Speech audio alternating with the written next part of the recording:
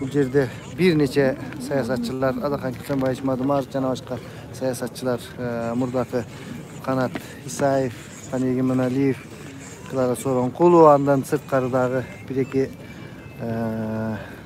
prezidentlikке kandidatların koygan azamatlar kilettep kütülüydü. Biz eski ayanttan tüz alıp berüyoruz. Bizde 33 adam görüp jatat, 13 like. Kaysıl жерден çıkıp jatasızlar, жазып тұрыңыздар. Мен сіздерге азыр eski ayantты көрсөтөмүn. Adamlar çoğulup жатышат. Biz менен болуңуздар. Эфирде Десин ТВ kanalı. Bişkekte gün açıktığına karabay abdan soğuk. Biz менен болуңуздар достор. Nokat salam. Bizde 111 adam görüldü. Eski ayantda adamlar çoğulup başlaştı. 11:30'ga degenler biraz geçikip жатышат. Hazır barыбыз көрөбүz. Kaysı siyasatçılar bu yerге gelip emne деген sözlerini айтышат. Muna bugün şaylоого 5 ele gün kaldı. Dostlar tuura çeçim kabul alыңыздар. Kalagan adamlarыңarga doğuşuңарды belgile. Biz eski ayantda turabız. Desin TV kanalı sizler menen tüz efirde.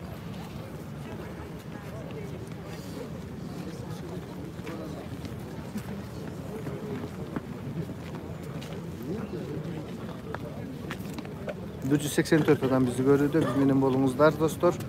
Bir neçe saatlerden keyin bu yerde siyasatçılar gelip elge kayırlуу jasaşat.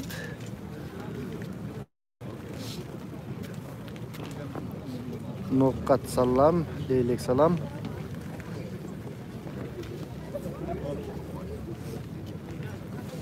Hazır bunday elge varlap görülmüşü kimdir? Söyley turganlar yok mu? Özünüzü tanıştırıp. Ben bir şey şehrinde tam. Adım Dörbay. Tanıyorum tanıyorum. Bizler şu migrantlar qanday atınandı, sizlerince qanday da atınandı. Özünüzün atınızdan, kimnin atınızdan bu? Özümün atının tuğan ruhlarının atından sizlerinde. Şu Adakan Kimsenbayevich, Madımar жолугушусуна келип кетейин деп келдим. Ошонун программасын укканы. Эми али миң уккандан бир көргөн дегендей сөз да. Эмне себептен мигранттардын деп жатасыз, мигрант болуп келдиңиз беле? Мигрант болуп келип, азыр 2 жылдан бери бу жердемин, атам бар 94 жашка кирген. Ошону караганы келдим. А так балдарым бүт бары. Эми миграцияда. Ошолордун атынан ушуну сөйлеп Жакшы, рахмат. Adakan Kimsenbayevich Madыmaровдун тарапташтарынан экен. Азыр дагы элдерди аралап көрөбүз. Ушу миграция жөнүндө сөз болду.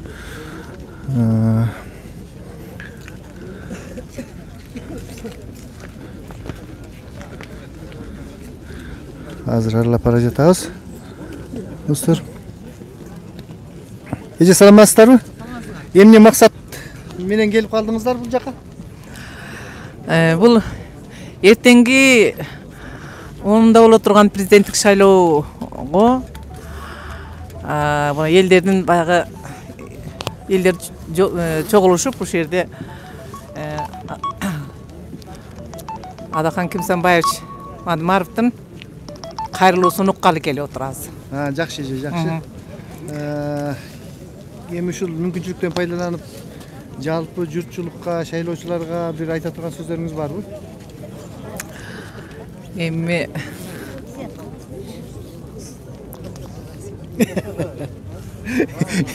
Эжем сөз таппай калды. Түз эфирдебиз биз. Урматтуу көрөрмандар. Мына адамдар менен саламатсыздарбы?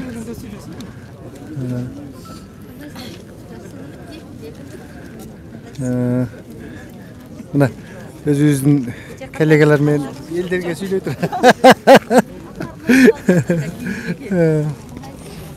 Ошо. Та биз менен болуңуздар. Түз эфирдебиз Десин ТВ каналы. Сиздер менен мен Бакыт Сулайман.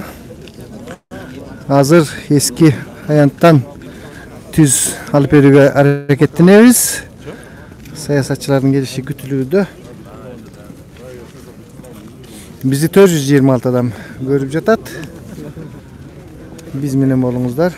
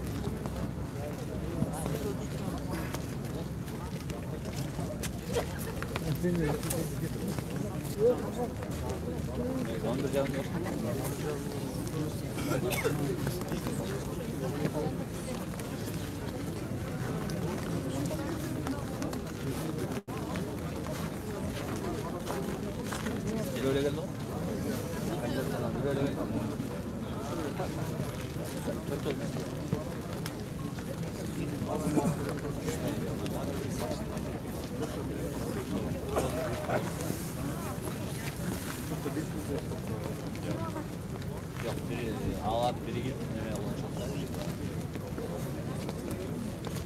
Biri yüzde kadar ne vardı?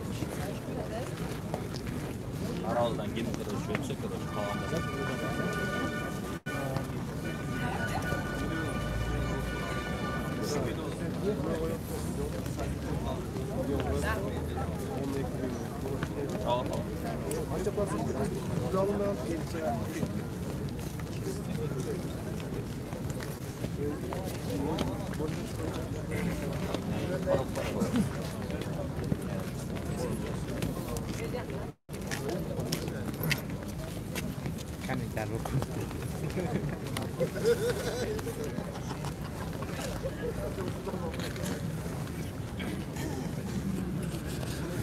Biz Eskalato ayantındayız. Hazır bir neçe sayasatçılardan gelüsü kütülüydü şul yerde. Adamlar çok olup жатышат.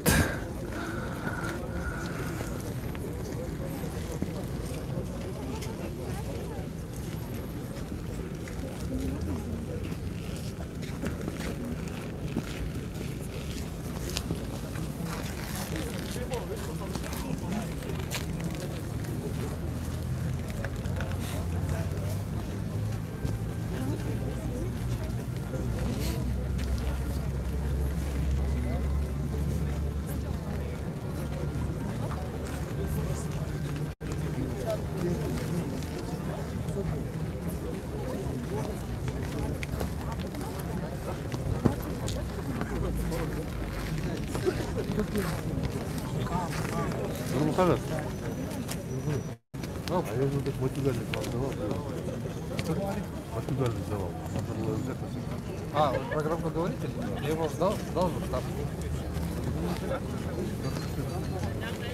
Отключили свет?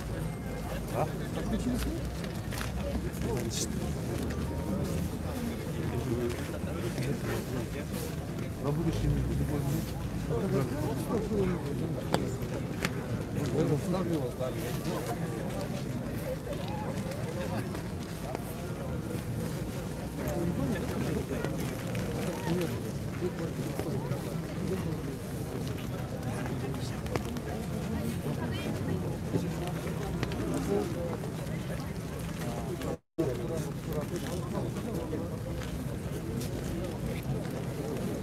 Раз.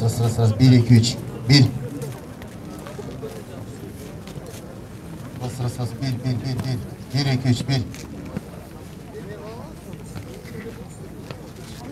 Раз, 1, 2, 3. 1.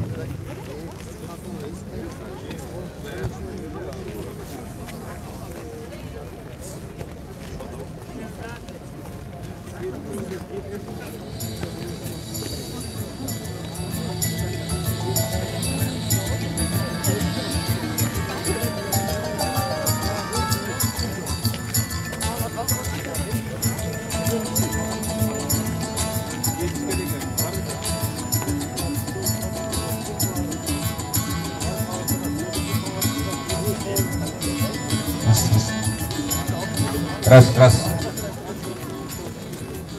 Урматтуу колдоочулар,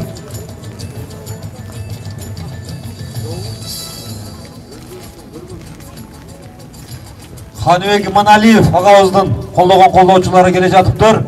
Бир кол чаап, коштоп күтүп албайлыбы?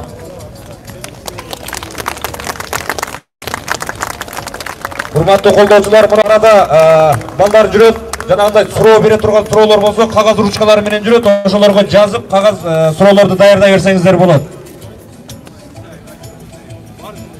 Кичине кечигип башталып атат, кечирим сурайбыз. Бул жакта мына сулукка байланыштуу техникалык кичине немелер болуп атат.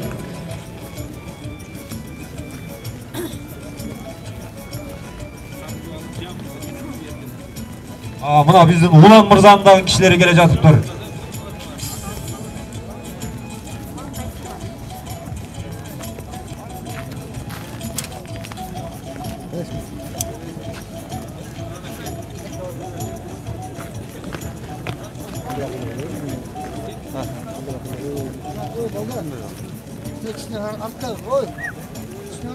Bir aldı kaçırmayın adamlar.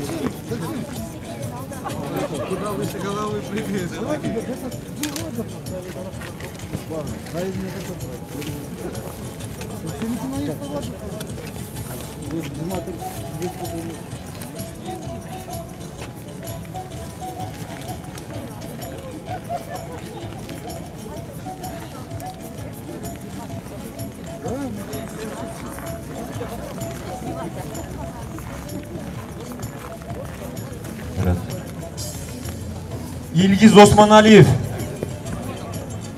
İlgiz Osmanov, kagaz rучкаларды tarat.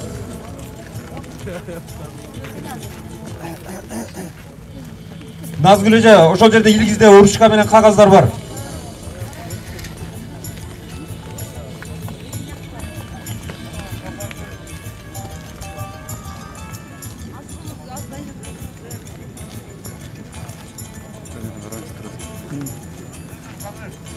Kırgız Respublikasının prezidentlik orduna talapkar Kanibek Kapaşıp gelesizler.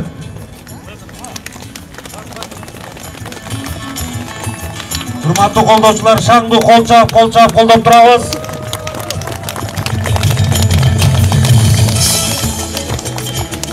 Kırgız Respublikasının prezidentlik orduna talapkar dagы köp talapkerler gelet hazır. Koldop, koştop, koldon çap. Чыныгы колдоочу экенибизди көргөзүп турабыз, урматтуу колдоочулар.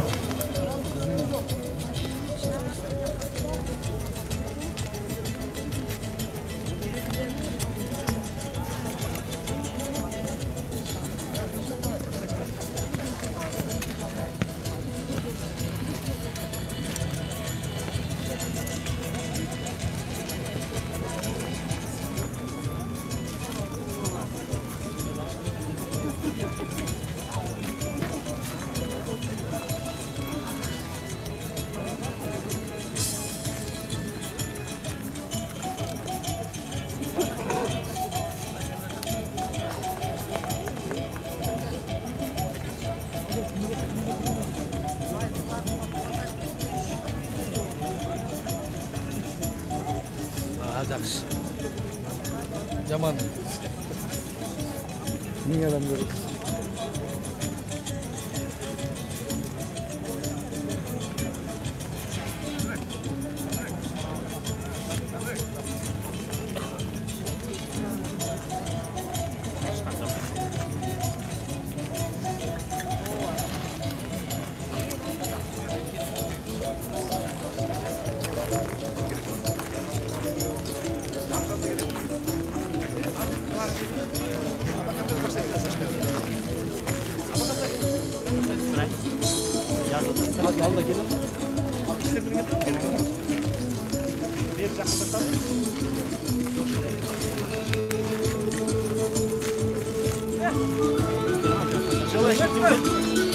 Урматтуу колдоочулар, кичине аралыкты сактап мындай турайлы. Аралыкты сактапчы. Азыр дагы Кыргыз Республикасынын президенттигине талапкер Сооронкулова жана Улукбек Кочкоровду дагы күтүүдөбүз. Kırgız Respublikasынын президенттигине дагы бир талапкер Адахан Кимсанбаевич келишти. Ulukbek Qo'chqorov keladi ekan do'stlar. Cho'ng жаңылык.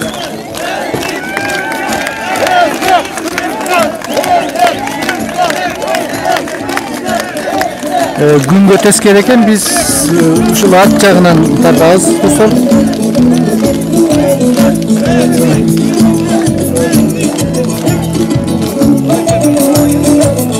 Урматтуу колдоочулар, урматтуу бишкектиктер, Кыргыз Республикасынын президенттигине талапкерлер мына келишти. Кыргыз Республикасынын президенттигине талапкер мына баарыбыз билебиз, тааныйбыз. Бул кишилер жаңы чыгып аткан жок. Адахан Кимсанбаевич Мадмаров, Канат Исаев Кедерханович, Канибек Иманалиев Капашевич, жана дагы талапкерлерди күтүп атабыз. Азыр алар дагы келишет. Biz kaptandan tartабыз, ал жактан күн начар экен. Чагылышып бетти көрсөтпөй коет экен. Анда сөз кезегин баштай беребиз. Адахан Кимсанбаевичтен. Рахмат. Кимдерди?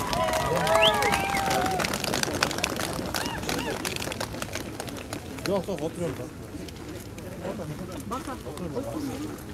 Жеңиш болдокмат ушул жерде. Келсе кире бересиң, чыга беришет, да? Мунун өтө эле бийик коюп койгон, Тилек мырза. Мунун өтө эле бийик койгон эмесиңерби? Assalamu alaikum hurmatlı aksakallar, hurmatlı apalar, Үйүнө кандай угулуп жатат? ağalar, eceler, karındaşlar, bağrınızlar bugün kuşul Bişkek şaharın Borboruğuzdagı erteң болуучу президенттик шайлоого талапкерлер менен болгон жолугушууга кош келдиңиздер. Биз ушул 5 январь күнү ушул эски аянттан Лениндин эстелигинин алдынан Турдакын Усубалиев атындагы аянттан өткөрөлү деп ушул жерди тандап алганыбыздын бир жөнү, биринчиден бул тарыхый жер, экинчиден аябай чоң тарыхый окуяларга күбө болгон жер. Мына ушул эстеликти дагы алып баардык 15 республика Лениндин эстелигин алып атканда биз ошол жерде жогорку кеңеште отуруп, мына экинчи кабаттагы биринчи эки терезе ошол менин кабинетимдин терезеси эле, менин үстүмдөгү 3-cü kavattagi tereзе Абсамат Масалиевичтин терезеси эле. Биз ушул мыйзам чыгаруу жыйынынын депутаттары жыйналып, Ишенбай Кадырбеков, Алевтина Проненко баарыбыз болуп, кайрылуу жасап, ушул эстеликти сактап калып, анан замат деле мыйзам жазылып, ушул тарых музейинин артына Лениндин эстелигин орнотуу жөнүндө чечимди кабыл алдык эле мыйзамдын негизинде. Себеп Лениндин Кыргыз Республикасына, Кыргыз мамлекетине, Кыргыз элине пайдадан башка зыянын көргөн жокпуз биз. Ушул эстеликти сактап калышыбыз керек деп. Азыр ушул 15 республиканын ичинде Лениндин эң биринчи жасалган эстеликтеринен сакталып калган ушул жападан жалгыз биздин мамлекетибиз ушул Кыргыз Республикасы болсо керек. Бул тарых. Бирөөгө жагат, жакпайт, ал экинчи, үчүнчү маселе. Ошондуктан ушул жерден жыйналалы. Ушул жерден кандайдыр бир өзгөрүштөрдү, бурулуштарды эгер революция жасай турган болсок, ички дүйнөбүздө революция жасайлы. Биз бири-бирибиз менен куушуп, бири-бирибиздин артыбыздан кубалап жүрбөйлү деп кечеки парламенттик шайлоонун алдында төрөк кыдырып жүргөн кезден ушуну айттык эле. Революция жасайлы, калемдин учу менен жасайлы деп. Сиздерге ыраазычылык билдиребиз. Биздин партия бүтүн Кыргызстан ушул элдин ишенимине ээ болуп, акча каражаты жок, тек гана көкүрөк жүрөк менен добуш берген Кыргызстандын калкынын колдоосунун аркасы менен биз парламентке кирсек дагы тымпыйып отуруп алган жерибиз болгон жок. Биз 5 октябрда аянтка чыктык, айттык. Шайлоо өтө мыйзамсыз, өтө арам, башка жолдор менен өттү. Шайлоонун жыйынтыгын жокко чыгарышыбыз керек деген талапты койгон. Ошол 12 партиянын ичинде биздин бүтүн Кыргызстан саясий партиясы бар эле. Эгер бизге мандат кымбат болуп, мыйзамсыздык, адилетсиздик ага көз жумуп койсок, уун чыкпай тымпыйып кирип отуруп алсак жарашат эле. Биз мандатка караганда ошол мыйзамдуулукту, тазалыкты ыйык көрдүк, бийик көрдүк. Ошол күндөн баштап бүгүнкү күнгө чейин айтылып келатканы Biz мыйзамдын кулу болмоюнча Кыргызстанда тартип орнобойт. Азыр айтат, бийликти сындап атасыңар, бийликти сындап келгенбиз сындай беребиз. Эмнеге? Biz жеке инсанды сындабайбыз. İnsandın жасап аткан ишин, анын саясатын, жүргүзүп аткан кандайдыр бир аракеттерин сындайбыз. Эгерде Кыргыз Республикасында 5 октябрдан баштап конституциядагы, конституциялык мыйзамдардагы иштебей, башка жолго түшүп кеткен болсок, анда биз ал жолго бара албайбыз. Себеп бизди башка өлкөлөр тааныш керек. Биз менен өнөктөш болгон өлкөлөр мамиле курушу керек. Алар курбай атат. Эмне үчүн? Себеп Кыргызстан конституциялык талаадан чыгып кеттиңер деп атат. Мыйзамды сактабай атасыңар, бейбаштык болуп атат деп атат. Мен эмес, Венецианский комиссиянын сөзүн уккула. Биздин эмес, Кыргызстандын саясатчыларынын эмес, Россия өлкөсүнүн позициясын карап көрүңүздөр. Кошуна болгон Өзбекстан, Казакстан, Тажикстанды карап көрүңүздөр. Бизди бир да бир өлкө мамлекет катарында тааныганы менен мамлекетти башкарып атабыз деген бийликти бүгүн тааныбай атат. Аны барыңыздар билип атасыздар, сезип атасыздар. Биздин талабыбыз ушул гана. Кыргызстанда ким жетекчи болсо ошол болсун. Бирок конституцияга баш ийген, мыйзамдарды так аткарган, адилеттүү, сабаттуу, туура жолдо жүргөн бийлик болсун деп келе атпайбызбы?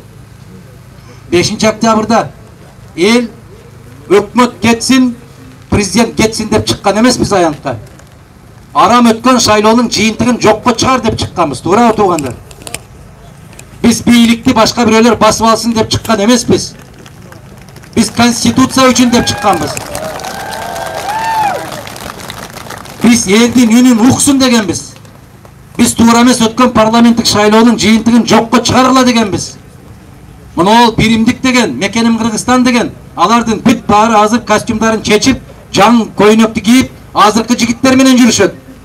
Demek alarga bari bireken, bizge mıйзам керек, bizge өлkө керек деп жүрөбүз. Эмне үчүн дейт, суроо берип атат. Сиз дагы ошолордун катарына кошулуп кетпедиңиз.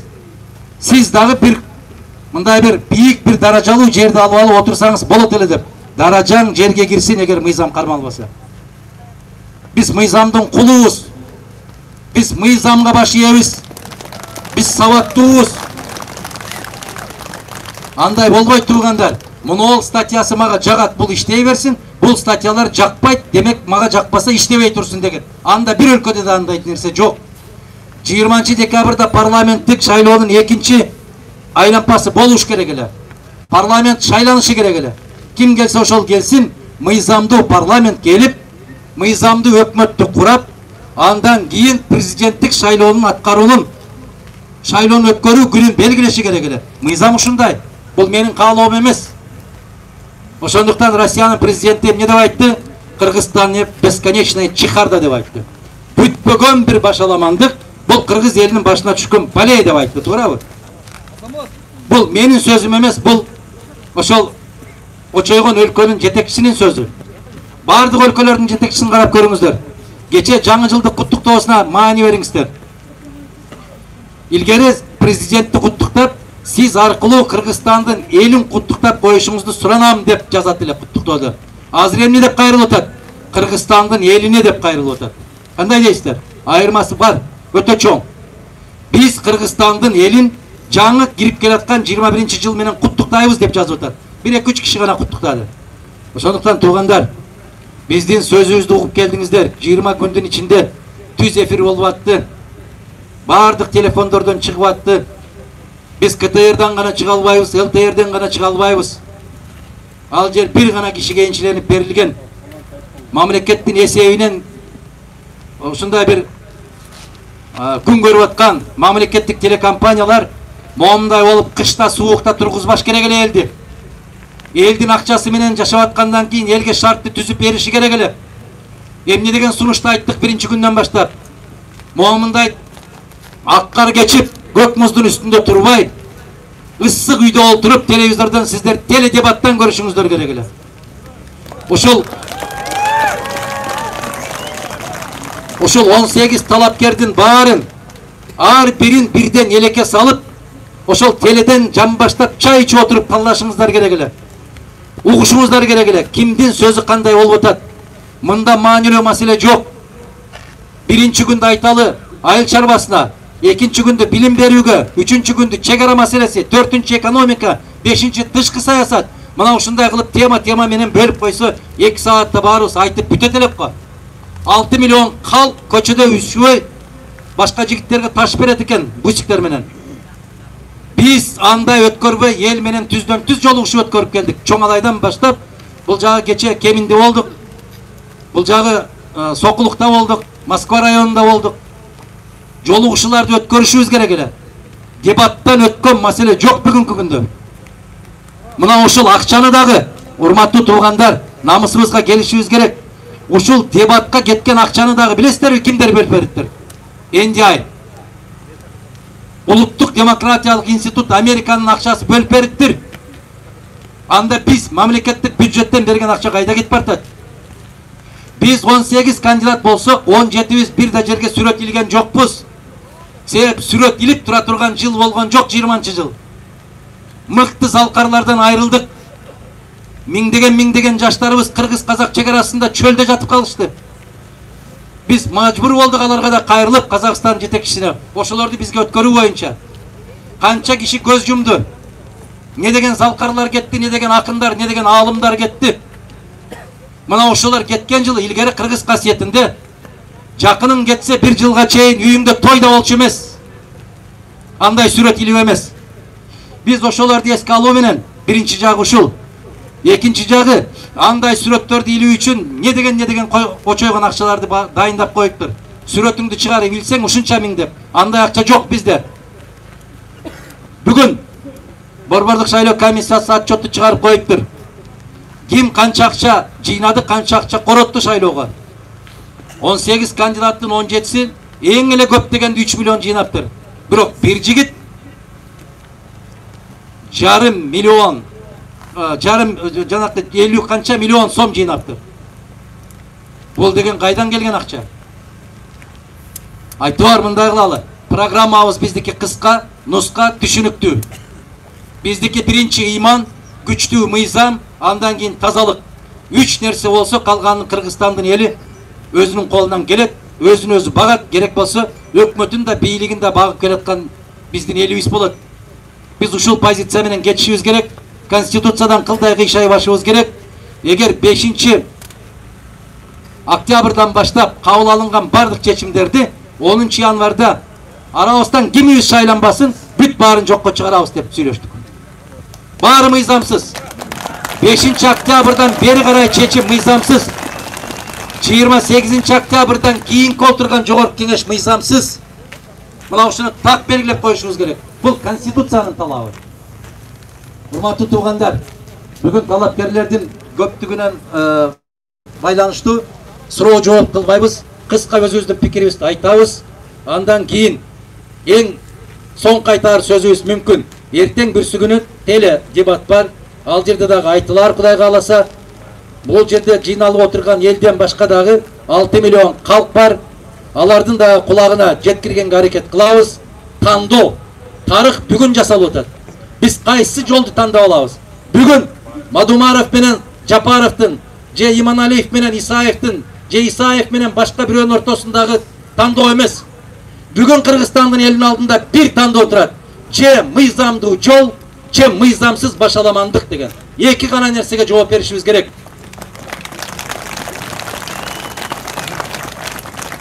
Ушул жерде эгерде конституцияны мен түшүндүм, булар сунуш кылып аткан конституция менен тааныштыгым бар, референдумда мен түшүнүп туруп добуш берем деген бир киши болсо кол көтөрө алабы?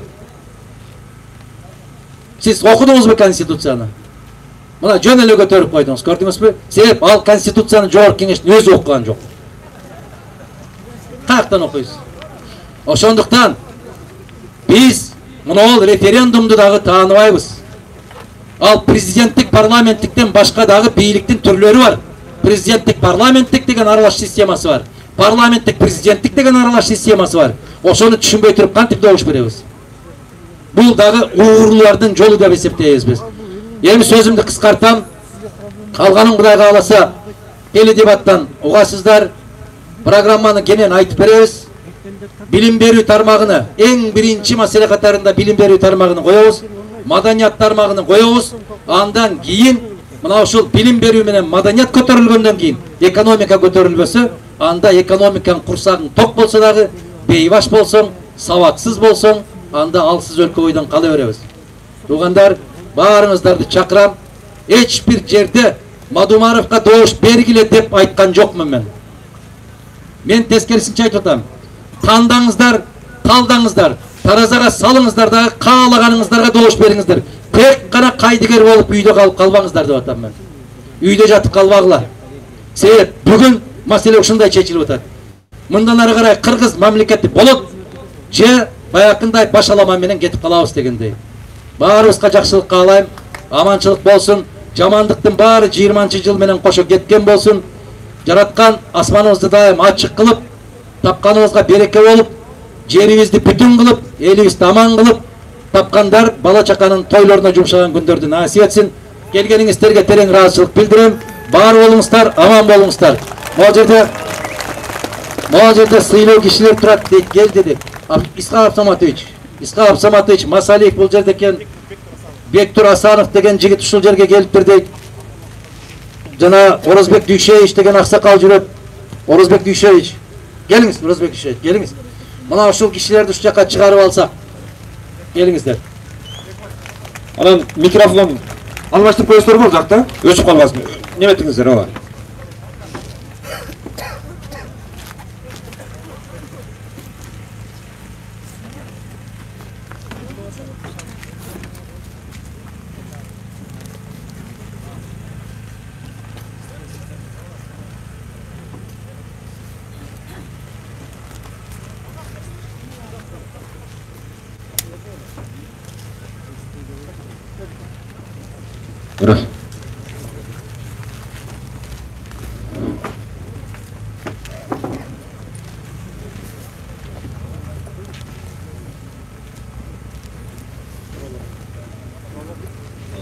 Суроолор. Мен сиздерден дагы бир жолу кечирим сурайм. Талапкерлер көп. Мына суроолордун баарына кандай десеңиздер, мен мындай өзүмчө отуруп алып, социалдык тармак аркылуу жооп берсем, уруксат этесиздерби? Баарыбызды аялы, үшүбөйлү, баарыбызга сөз жеткендей болсун. Рахмат. Мен мага келген суроолордун баарына социалдык тармактан жооп берем. Убада берем. Рахмат.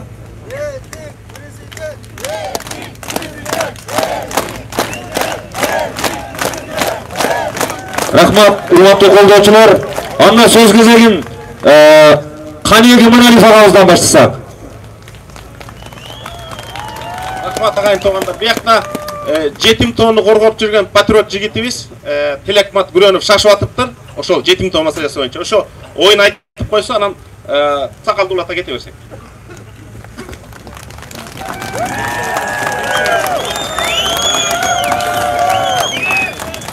Арбаңыз, жарандар, бишкектиктер, мен деле бардыгыңар сыяктуу эле үйдө жатмакмын. Мага деле мышыктын өңүнүн айырмасы жок. Ак мышыкпы, кара мышыкпы, ал чычкан кармаса болду. Мен революциядан тажадым. Мен ошол күнү барып, ручканын учу менен эле революция кылып коеюн деп ойлогом. Бирок биздин дүйнөгө тааныткан Манас эпосунда бир нече жол айтылган. Алтыны аттын башындай, күмүшү сайдын ташындай, ушул жетим тоого жырткычтык менен кол салабыз дегендер чыккандан биз жөн жете алган жокпуз. Туугандар, жетим тоо биздин келечек. Жигиттер, катуу айтсам тарынбагыла. Дос, тууган ар дайым күйдүрүп айтат.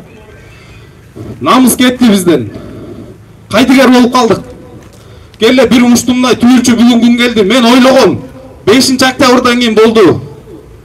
Бардык өздүгүнө чөткө, адилеттүүлүк орнойт, мыйзамдуулук орнойт деп. Бардыгы теңиринен тескери кетти 100%.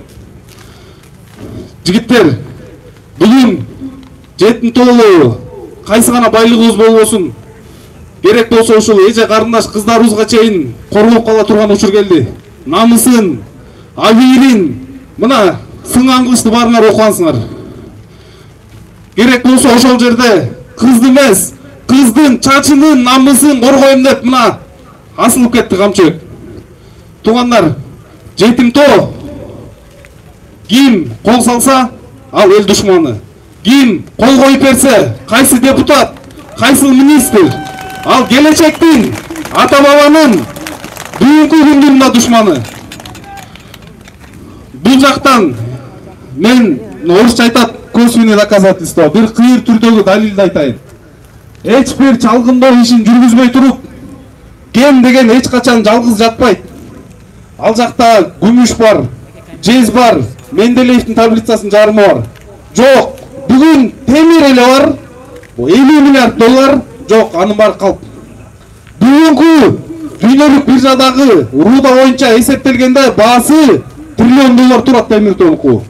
Эми элестеткиле, элди 2 миллиардка жетпеген Кытайдын карызы менен жүрөгүн үшүн алып, триллион доллар турган тоону бүгүн жырткычтык менен кол салганга жол бербейли. Биз жетим тоону коргоо кыймылын түзүп, ишти алып баштап, социалдык тармактарда кайрылуулар кылганда ушунчалык ыраазы болдум. Бир жумага жетпей миңден ашып кетти катарыбыз. Жалаң эле нарындыктар эмес, жалаң эле жетим тоолуктар эмес. Францияда жатып алып, Италияда жатып алып, Америкада жатып алып, баккендик, таластык, керек болсо ошол кара кулжалык, алайлык туугандар чыгып атат. Жетим тоо кумтөрдүн тагдырын кайталап калбаш керек. Биз келечек муунга таза мөңгү, уйланган калдыктардан башка таза экологиялык зонаны калтырып кетели. Бүгүн жырткычтык менен кол салабыз деп тургандар мафия, чыккынчылар жана мен толук жоопкерчиликти мойнума ала айтайын. Бүгүн Кытайдын шпиондору мен президент улумден кишини тегеректеп алып,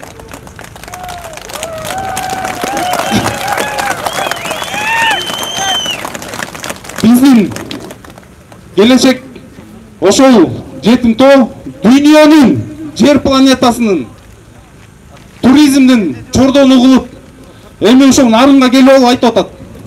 Нарындан жаш бала чыгып алып, жетим тоону коргойм деп өзүнчө кыймыл түзүп алып, сен деген экономикабыз эртең өнүкпөй калса, кризистин сазына батып калсак, сен күнөөлүү болосуң деген айтып атат. Бул эмне деген экономикалык сабатсыздык, бул эмне деген караңгылык.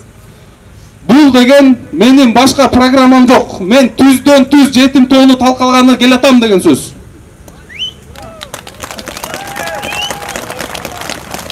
Достор, силер качан көрдүңөр эле талапкерлер башы биригип, программасын чогуу алып чыгып, чогуу элдин алдына чыгып, бирин-бири сыйлап, мындайды мен жаңылбасам Кыргызстан тарыхында болгон эмес. Качан эки талапкердин башы бирикти эле, төртөө эмес. Бүгүнкү күнү мына эми агайдан кийин сүйлөшөбүз, мантыдан кийин чийки картошка жегенде болуп атсаңар керек. Бирок ошол биз кыймылды түздүк, каалоочуларга эшик ачык. Биздин келечек силердин колуңарда. Туугандар, мен революция кылып сыймыктангым келбей калды. Биз бир революция кылдык, дүйнө коомчулугу бизди мактады. Эки революция кылдык, бизди дагы мактады. Демократия аралчасына айландык. Үчүнчү революция кылдык, бизди мында кооктоо менен карап баштады. Ошонун баарына өзүбүз күнөөлүүбүз. Келгиле сатылбай, алданбай, мындан ары же мыйзамдуу, же мыйзамсыз гана өлкөнү тандайбыз. 10 январда же жылгалыңарды, же азалыңарды тандайсыңар. Көзүңөрдү ачып, Кудайга шүгүр баарыбыз мусулманбыз. Кабинкага кирип, ручканы алып, бир келме келтирип койгула, жүрөгүңөр силерди алдабайт. Рахмат. Рахмат. Анда сөз кезегин кайрадан эле баштайбыз. Талапкерлерден баштайбыз. Канек ага, сизден. Асеттүү калайык кал. Бүгүн эртең менен азаттыктан айтты, дүйнөдөгү эң биринчи ыш баскан шаар Бишкек болду. Биз азыр шаарыбызды ыш баскан, мамлекетибизде коррупция баскан, бийликти баскынчылар баскан заманда жашап атабыз. Биз төртөөбүздүн баш кошконубуз ошол жапайчы, мыйзамсыздыкка каршы бириктик. Биз төртөөбүз акыйкаттык үчүн бириктик. Карасаңыздар, мен ойлогом, биз дүйнөдөн 30 жыл артта калдык деп. Илона Маск деген гений чыгып, 3 күндө бир дүйнөнү таңгалтып атат. Адамга чип салып, мээсине дарылык салат экен. Адамзат космоско триос менен каттагыдай кылса болот экен. Адамзат вакуум туннел менен жол каттаса болот экен. Бүт дүйнө Илона Масктын сөзүн тыңшап жашап калды. Садыр Жапаров келгени биз бака эмне деп кыйкырат экен деп жашап калдык. Бака эмне деп айтат экен деп жашап калдык. Ошондой коом өнүгөбү? Саакашвили президент болду. Гениальный реформатор Бендикутин алып келди. Путин келди. Греф деген акыл ашынган адамды алып келди. Садыр Жапаров кимди алып келди? Бакайды, Төрөканды, Аспектти. Ушул Кыргызстан болобу? Анан 3 айдан бери жок дегенде бир сунуш кылбайбы? Прогрессивдүү адамды алып келе албаса да, прогрессивдүү идея сунуш кылбайбы? Эки иш кылышты. Ак үйдүн дубалын талкалашты. Буга көп акылдын кереги жок. Мен 4 айда биринчи жолу Ак үйгө бүгүн келдим. Кирбей эле коюңуздар. İçi dağı, sırtı dağı Stalingradd'dan keyinki talkalanğanга okşoş. Talkalanğanга jaraşa içine kişi girgidey kıldı. Erteң menen barsam, ar jagында da, ber jagында da kişi gide alбай атат. Sen Ак үйдүн sırtındağı duvalды buspa. Жүрөгүңдөгү duvalды. Bürokrata men elin ortasında duvaldı busta. Bular kayra ошону çaptap aldı, bekemdep aldı. Söz yüzünde eldeyt, iş yüzünde elge karşı birlik geldi. 3 söz menen dalilдеп берейин.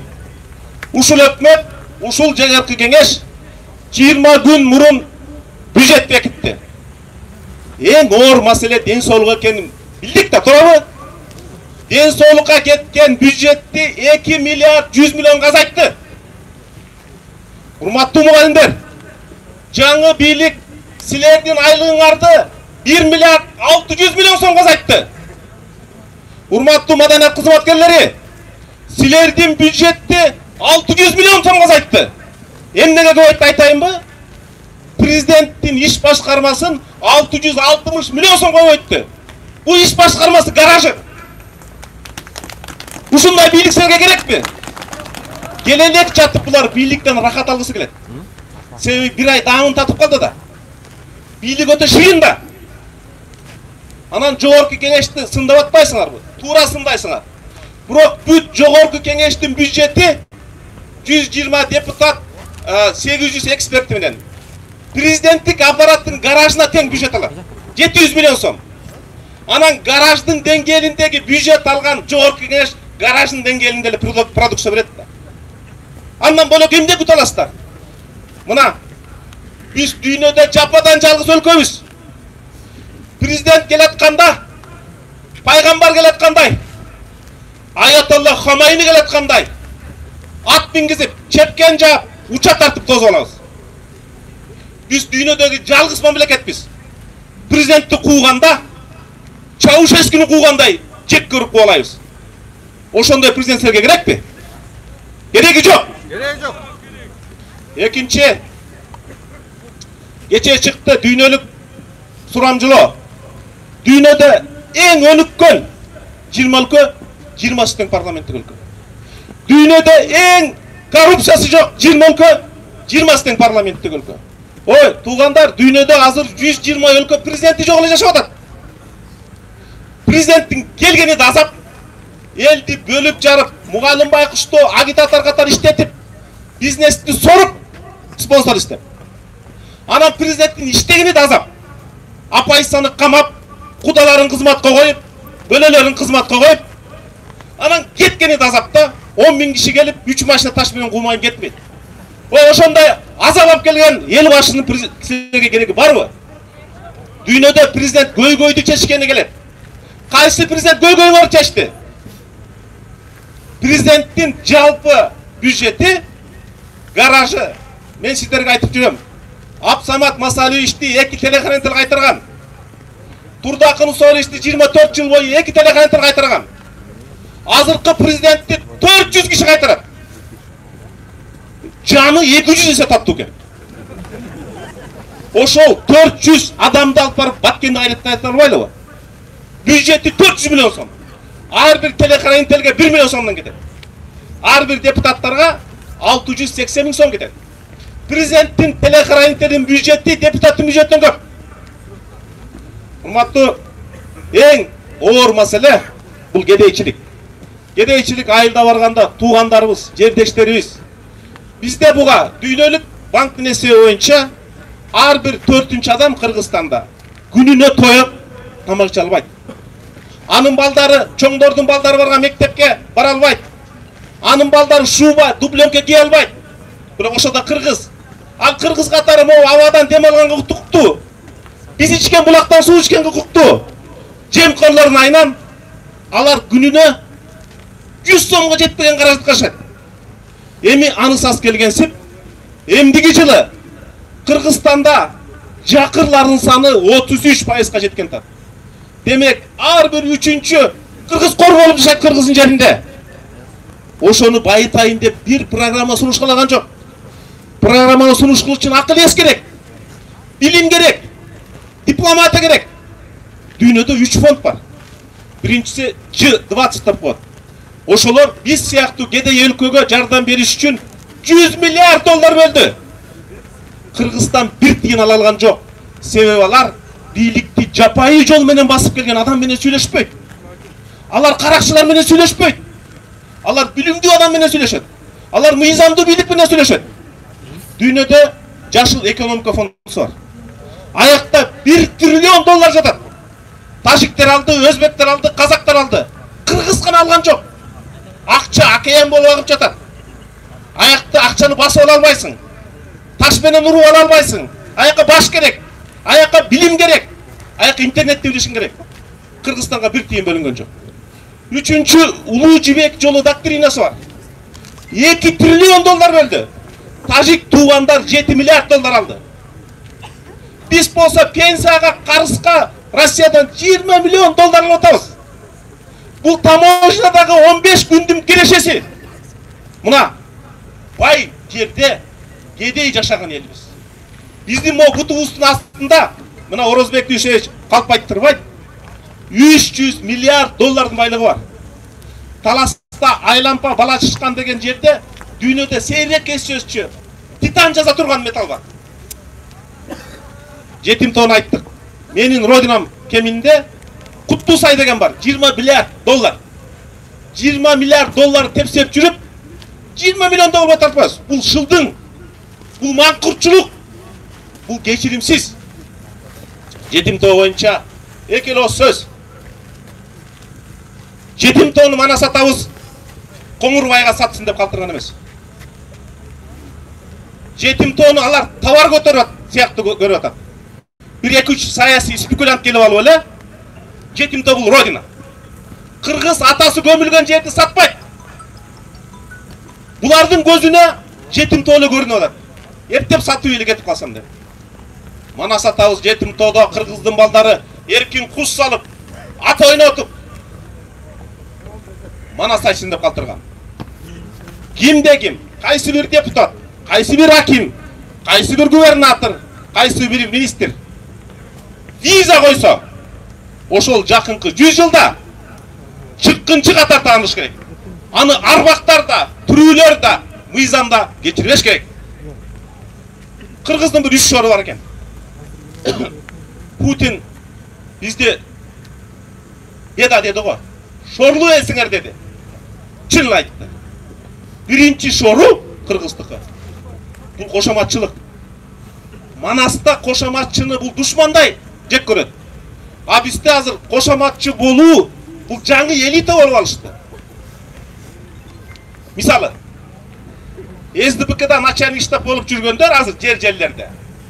Келелек бийликке кошоматчы болуп начальник штаб болуп алышты.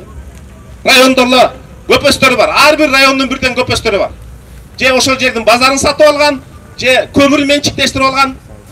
Анан алар өткөн шайлоодо бийликтин начальниктері болушты. Ооба. Эми алар жаңы бийликтин начальниктері болушты. Булар коркунучтуу. Булар эртең бир диний секте бийликке келсе ошо жака өтүп кетиши мүмкүн. Деги булар мусулманбы? Мына Кыргыздын биринчи шору бул кошоматчылык. Экинчи кошоматчылык болгон жерде сөзсүз коррупция болот. Бюджетти толтура албайбыз дейт. Кийинки жылга биздин бюджеттик дефицит 37 миллиард сом. Көп акылдын кереги жок. Биз таможенный посттор менен салык системасын электрондук форматка өткөзсөк, иш үстүн кылгандай. Биздин бюджетке 500 миллион доллар түшөт. Карап көрсөңүздөр, Финляндия билим берүү боюнча дүйнөдө биринчи орунда турат. 56 миллион биз сыяктуу. Агартуу министрлигинде 15 киши иштейт. Биздин агартуу министрлигинде 1500 киши иштейт. Результаты кандай? Билим деген бул Кыргыздын куралы. Аз эл күчтүү курал менен жүрүш керек. Билим деген Кыргыздын калканчы. Азыр бийлик мугалимдерди мугалим катары эмес, шайлоодо чуркай турган кул сыяктуу пайдаланып калды. Мугалимди сыйлабаган коом эч убакта болбойт.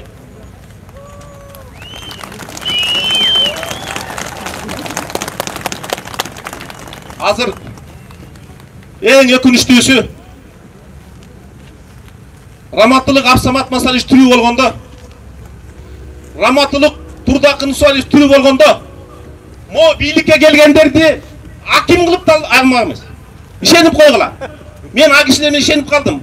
Алардын критерийи бөлөк болчу. Буларды кайсы бир районго, Кара Кулжа районуна аким кылып да алмак эмес. Мына ошо кишилер мамлекеттик тажрыйбасы жок. Элге деген ниети жок. Жүрөгүндө Кудайы жок. Ниетинде ыйманы жок. Мамлекетте тажрыйбага башкарган тажрыйбасы жок адамдар келип, Кыргызстанды бийлейбиз деп келатат. Жетим тоону сатабыз деп келатат. Булар базарга базарком сыяктуу келатышат. Усубалиев менен Масалиев бактыруу кишилер экен. Кыргызстандын могу шордуу күнүн көрбөй, бу дүйнөнүн эрте өтүп кетишти.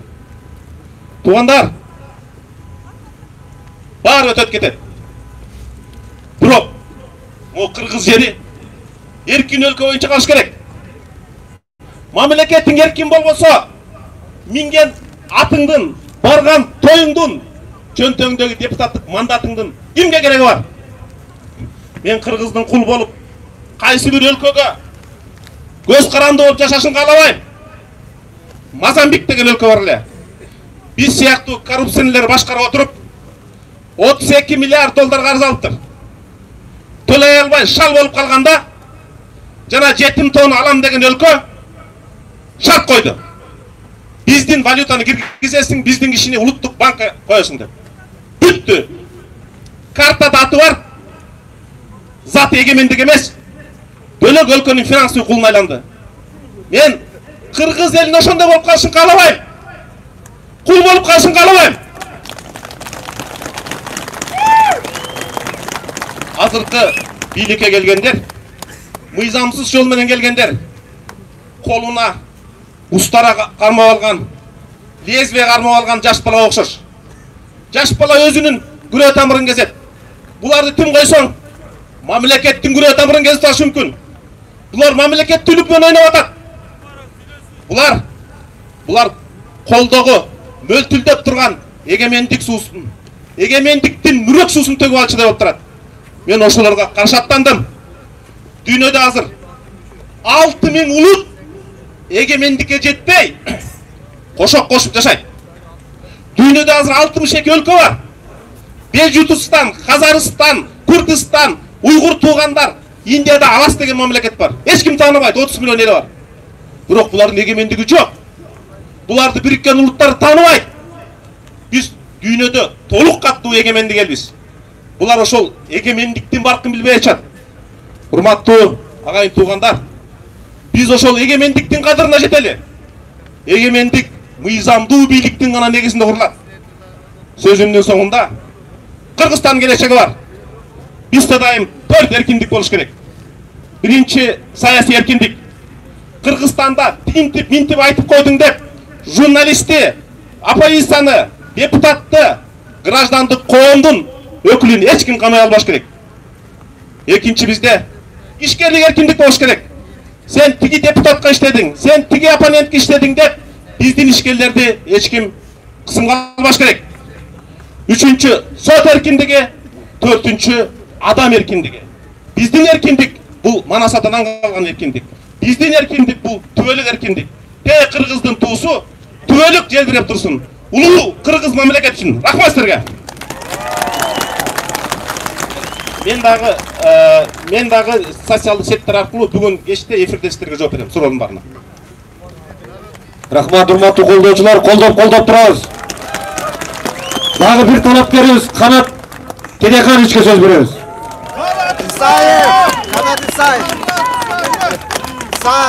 Саламатсыздарбы, урматтуу туугандар.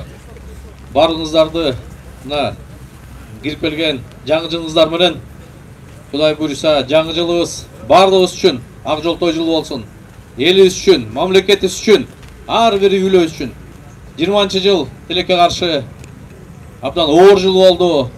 Кыргыз эли чоң сыноодон өттү. Ар бир үйлө кыйналды. Анын ичинде мына мен дагы жакындарыбызды жоготтук.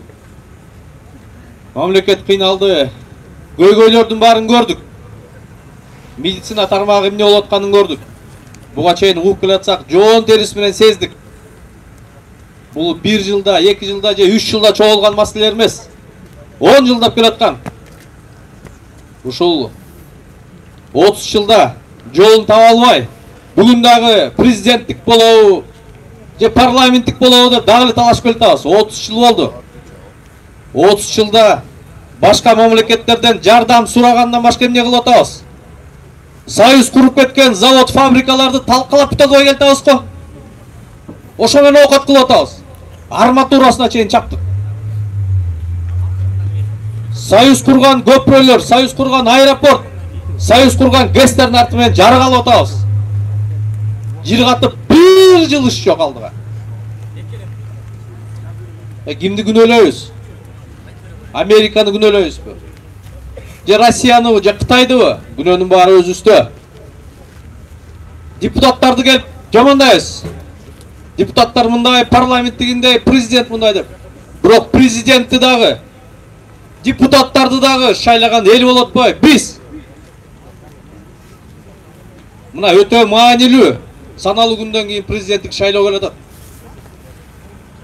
Бул күчтүү экен, баланча күчтүү экен, тигинин акчасы көп экен дебестен татыктуусуна кимиси мамлекетти алдыга жылдыра алат, кимдин тажрыйбасы, билими, деңгээли жетиштүү деп баа беришибиз керек. Урматтуу кыргызстандыктар, бир кичинекей ФАП курулса айылыбызга, ошону мактанабыз. Мына арабтарга рахмат, туугандарыбызга ФАП куруп берди деп. ФАПты бир жөнөкөй эле бир үйдө турат азыр. Бул бир үйдө эле баа кетет, бир үй, особняк. Мектеп, бала бакчага керебет алдырып атабыз араб туугандарга. Рахмат жардам берип атканына. Бирок биз эмне болуп калдык? Улуу кыргыз эли ушул кайрым сурап калдык биз. Кайрычыга айландыкпы? Же больница кура албасак, же мектеп кура албасак, же бала бакчанын турмактуу ичине эмерегин ала албасак. Эгерде шартыбыз жок болсо бир жөн. Бардык шарт бар мамлекетибизде. Жана кен байлыктар жөнүндө айтып кетишти. Алтын десе алтын, көмүр, темир, энергетика жагынан эмне ресурс, туризм жагынан эмне ресурс бар. Болгону күнөөнүн баары өзү ошонун баарын пайдалана албай, туура эмес пайдаланып, тескеринче элдин рызкысын ичип, жеп, артып туруп мамлекеттен, өлкөдөн качып барып атабыз. Демек, ыйман жок, мекенимди сүйүү, бул ыймандан деп айтылган. Элин ойлобогон, мамлекеттин келечегин ойлобогон адамдар булар сөз түрдө кыргыздын душмандары. Кумтөрдү көтөрөбүз маселесин. Улутташтырабыз деп элге таанылып, бийлик эгелери менен эмне болуп атат? Кумтөрдү тийбейбиз деп, кумтөр аскерге кесип жетим тоого кол салып атышат. Кол салганда да жетим тоого эгерде фабрика, завод курулса да бир жөн. Аны алып руда боюнча кытайга беребиз дейт. Бул элге, элдин келечегине болгон кыянаттык. Урматтуу кыргызстандыктар, мен ойлойм, бардыгыбыз туура кадам кылып, өзүбүз дагы тууган уругубузду, кошуна колотту, айылдаштарыбызды Кыргызстандын келечегин, бала окуябыздын келечегин деп туура добуш бергенде болуш керек. Бүгүнкү күндө биздин маселе конституция эмес. Келгенде эле конституция, келгенде эле жетим тоону баштайт. Элибизге айырмасы эмне кайсы конституция экен? Бурсакты тоюлуш керек. Жолдор бүтүн болуш керек. Балдары сапаттуу билим алыш керек. Миллион кыргыз сыртта жумуш издебей, Кыргызстанда жумуш менен камсыз болуш керек. Туура айтып кетишти. 5 октябрда эмне президент кетсин, же өкмөт кетсин деп эл чыкты беле. Система өзгөрсүн деп чыккан эл. Бүгүн система өзгөрүп атабы? Алганын ордун Ак жол басса, Ак жолдун ордун СДПК басса, бүгүн СДПКнын ордун мекенчил басып келатат. Бүгүн бардык бийлик бутактарынын баарына мекенчил партиянын кишилери турду. Буда сөөк, тууган урук, жардамчы, жан сакчы деп сындап келатсак, бүгүн кайра ошо куда сөөк,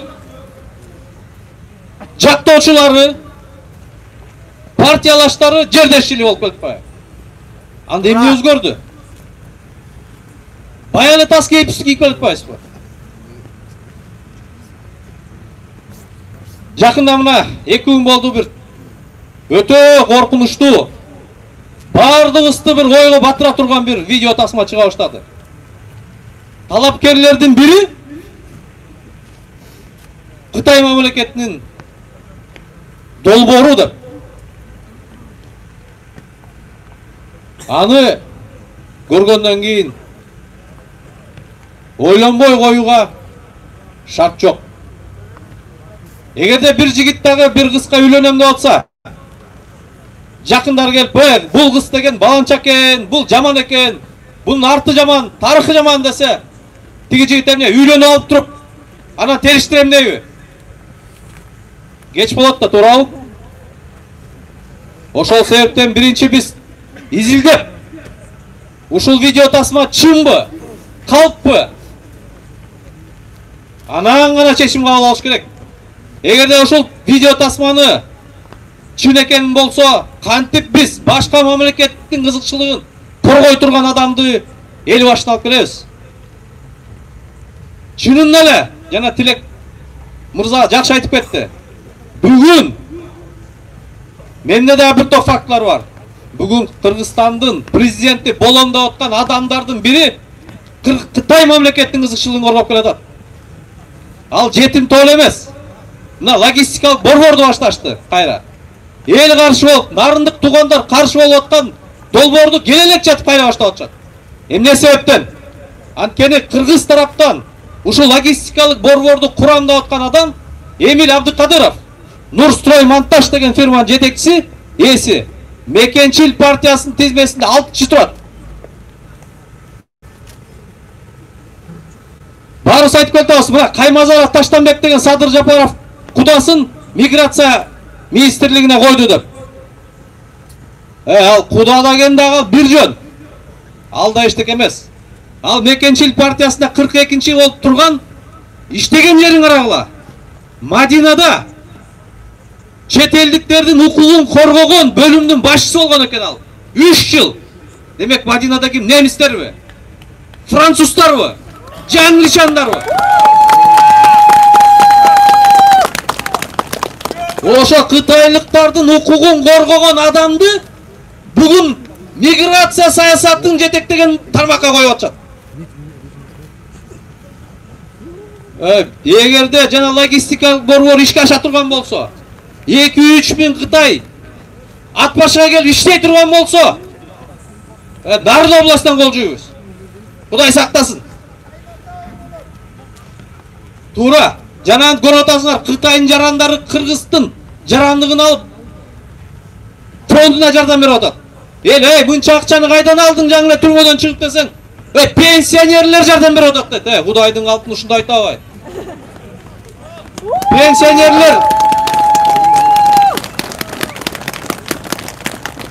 Пенсионерлер жардам бермек түгіл бүгінгі күнде жардамға мұқтаж. Мына адмиресурс қолданып келатат, күчкө бийлик салып келатат да бел наразы болуп келатса, бүгүн шайлоодо эмес, мурунку президенттер, мурунку партиялар шайлоодо адмиресурс колдонсо, бүгүн эл менен жолугушта адмиресурс колдонуп атат. Мына бардык мына Кыргызстандын булуң мурчалар жолго атабы, айыл өкмөттөр мынча кишини алып келесиңер, милдеттүү түрдө алып келдик деп атат. Мугалимдерди, мектептин директорлори кол койдуртуп, аянтка келесиң, келбесең жумуштан кетесиң деп мажбурлап келип жолуктуруп атат. Медиктерди, энергетиктерди, бардык муниципалдык жана мамлекеттик кызматтын жетекчилерин мажбурлап жолуктуруп атат. Анан эл колдоп атат, элдин атынан сүйлөйм. Өзүбүздү өзү салдайбызбы? Жана айтып кеткенден мамлекет эмне өзгөрөт? Эмне өзгөрдү? Калыс адам мамлекетти оңдойм, системаны өзгөртөм деген адам алгачкы эле адамдар ошондой болот. 2 айда эле көрүнүп калмак. Тууган урукка жол бербейм, жердешиликке жол бербейм. Жана антип башка мамлекеттин кызыкчылыгын коргогон адамдарды мамлекеттин бийликтерине жолотпойм демек. Тескерисинче эгемендүүлүгүбүзгө коркунуч келтире тургандай шарт түзүлүп жатат бүгүн. Жанагы ачык эле айтайын. Жунус уулу Адыл деген биздин кесиптешибиз бар. Бүгүн ошонун имаратында Садыр Жапаровдун борбор штабы Султан Ибраев көчө менен Киевский көчөнүн кесилишинде. Ал Жунус уулу Адыл ошол имараттын ээси айтып коеюн. Кытайда төрөлгөн, Кытайда жогорку билимди алган, Кытайдын губернаторунун кызына үйлөнгөн. Бүгүн да Жунус уулу Адылдын күйөө баласы Кытайда губернатор. Балдары Кытайда окуйт. Былтыр атасы каза болгондо дагы Кытайда коюлду атасы. Кытайдан түңүлгөн адам ата-энесин алып келет да. Бир туугандары Кытайда болсо, атасы энеси ошакта болсо, кайын журту ошакта болсо, анан ошол адам Кыргызга күйөөбү? Бир мугалим болуп жанагында 6 кабат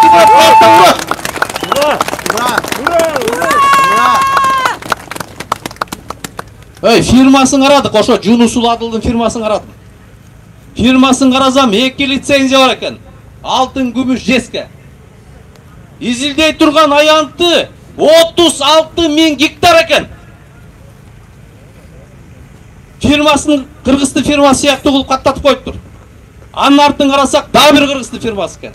Атайын юстиция министрлигине запрос бердим. Анын фирмасынын ээси ким десем, мына чындык чыкты. Анын арты Кытайлар экен. Анан ушинтип башка мамлекет биздин катарыбызга келип депутат кылып шайлатып атат. Эртең партияны өткөрөт. Ат башыга жана 2003 Кытай келе турган болсо, жетим тоону Кытай кармата турган болсо, анысы деле мына көрүп атасыңар. Канча деген жумуш ордун Кытайлыктарды алып келип иштетип атышат. Канчасы кыргыздарга үйлөнүп атат. Бала чакалуу болуп атышат. Көбөйгөндөн көбөйүп баратат. 1,5 миллиард калкылдап турган калкы турат кошуна. Алар бизге кирип келе турган болсо, биз жок болуп кетебиз. 70 жылда біз орыстан коркпош керек. 70 жылда орысқа аралашқан жоқпыз. Сигишип кеткен жоқпыз. Бирок Кытай кирип келе турган болсо, улут катары, эл катары жок болуп кетиши мүмкүн.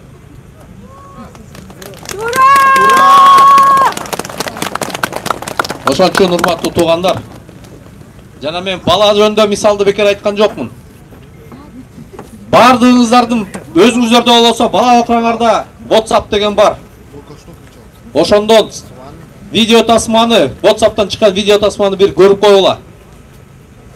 Жанагындык тиги балаң үйлөнөм деп атса, болочок келин жөнүндө жаманаттуу сөз айтып атса, үйлөнүп коюп анан териштейин деп айтчу акта, туурабы? Кое турчу. Териштейли, чим болуп калбасын. Анан кийин башың ошо эле дейт. Жана видео тасмада эгерде чим боло турган болсо, башка мамлекеттин кызыкчылыгын коргой турган, керек болсо ошолордун шпиону болуп жүргөн адамды кантип биз президент кылып шайлайбыз?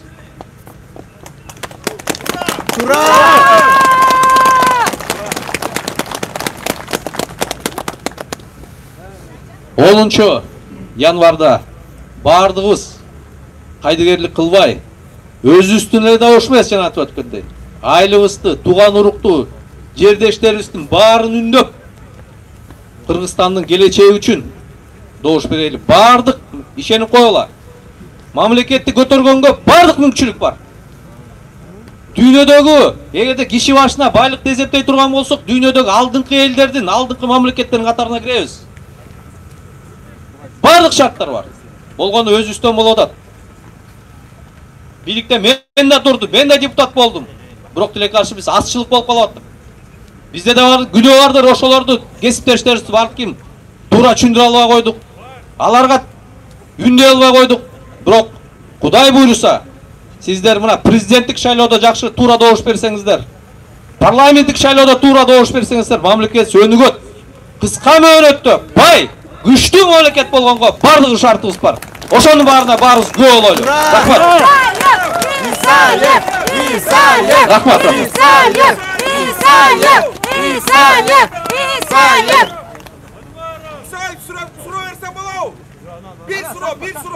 Шашпай, анан бериңиз суроону, анан шашпай бериңиз, эл үшүп кетти. Туура түшүнөлү. Азыр мына бата берип атабыз. Дүйшөев Орозбек Дүйшөевич, эмгек сиңирген өндүрүшчү, мамлекеттик ишмер Абсамат Масалиевдин жакын досу аксакалыбыз Орозбек аксакалында бата берет. Урматтуу жактоочулар, урматтуу кыргыз эли, биздин талапкерлер абдан сонун сөздөрү сүйлөдү. Айта берсек бул абдан көп. Кыргыз элине Кудай ушундай жерди берген, ушундай элди берген.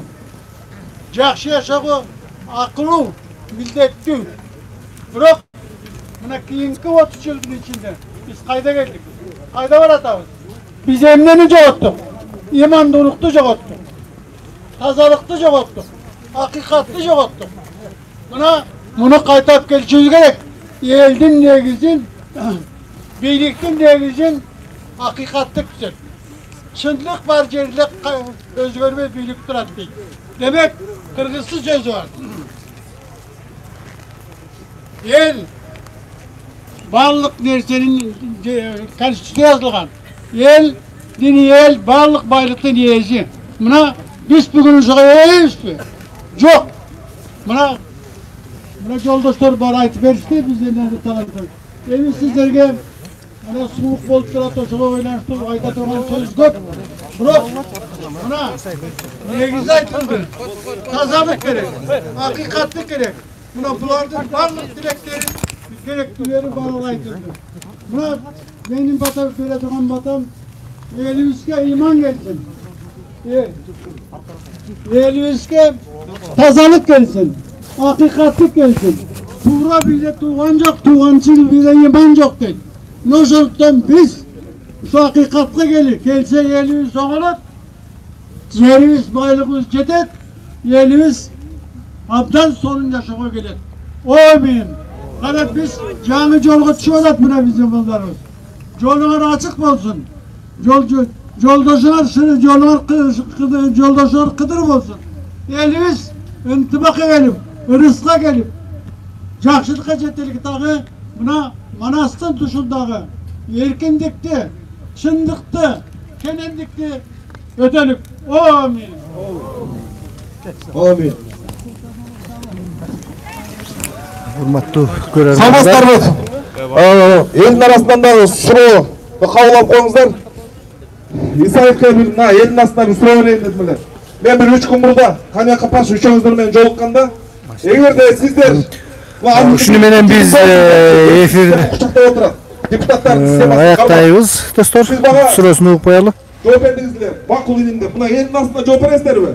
Эгерде Кудайым буйруп, мына президент болуп калсаңыздар, инаугурацияны күтпөй, коя тур балам дебей, 10 күнүн ичинде мына чириген система депутаттар таркатам деген суроо берсеңиздер, мен мына Улуу Журт партиясынын лидери катары жаштар толугу менен бүгүндөн баштап силерге колдоо өтүп берем мен. Элдин астында мына суроо бересиздер. Кандай Жамагалиев, Исаев экөөңүздөр депутат болуп туруп, өзүңөрдүн мандатыңардан айрылып кылганга даярсыңарбы? Кимге жооп бересиңер? Абдан жакшы суроо болду. Мына Кыргыз элине келечегине күйгөн жигиткен көрүнүп турат. Эми биз да депутатпыз, бирок тилекке каршы өткөндө кесиптештерибиз Конституцияны кантип колдодуңар, кантип кол койдуңар десе, окубай туруп эле кол коюп койтурум дейт да. Бүгүнкү күндө ошол мыйзамдардын эң алгачкысы болгон, эң негизгиси болгон Конституциянын долбоорун окубай туруп кол койгон депутаттарга эмне керек экен? Таркатыш керек. Кудай буюрса, биз мына мен ойлойм Адахан Кимсанбаевич дагы, Каныбек Тапашевич дагы колдосо керек. Мына биз парламенттин жыйынына керек болсо барбай баштадык. Өткөндө кеминден бирөө айтты, ey, жана кошоматчы, кайсы бийлик келбесин ошолордун эле камчысын чапкан депутаттар менен кантип отурасыңар шейки жүзүлөр менен дегенди айттым, ey. Туугандар, эми алар биздин кесиптеш экен. Бирок Кудай Таалам аларды ошондой коркоо кылып жаратып койгон экен. Эгерде Кудай Таалам бир нерсени жөргөлөткөн кылып жаратса, ал эч убакта бүркүт болуп учпайт. Анда бүркүт болбош керек. Болгону биз эмкиде сабак алып, жанагындай утур бийлик келген сайын шаккесин алмаштырып коюп бийликтин сөзүн сүйлөбөй турган татыктуу, эрки күчтүү позициясы бар депутаттарды шайлагандай бололу. Рахмат. Söz hiç vakta karga çılpar bulamay. Hiç vakta kuzgun bürküt bulamay. Bu parlament hiç vakta yedik parlament bulamay kaldı.